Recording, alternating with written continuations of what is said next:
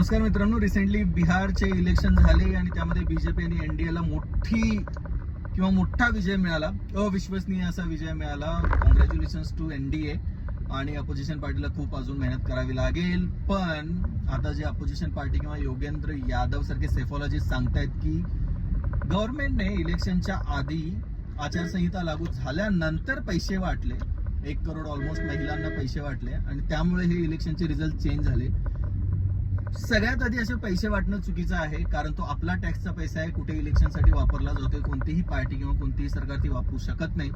पण ठीक आहे, ते जरी जाऊ दिलं तरी मला वाटतंय पैसे दिल्यानंतर जर बिहारच्या लोकांनी किंवा महिलांनी हे पैसे घेऊन जर वोटिंग केलं असेल आणि त्यामुळे एनडीए जर जिंकलं असेल तर मला वाटतंय भारत सगळ्यात मोठी लोकशाही जी होती तिथून संपून सगळ्यात मोडकळीला आलेली, डूब आलेली लोकशाही बनेल. यात जास्त वेळ लागणार नाही, कारण लोकांनाच जर काय वाटत नाही पैसे घेऊन वोट करायला, तर राजकारण्यांना नंतर ते पैसे कमवायला किती वेळ लागणार आहे.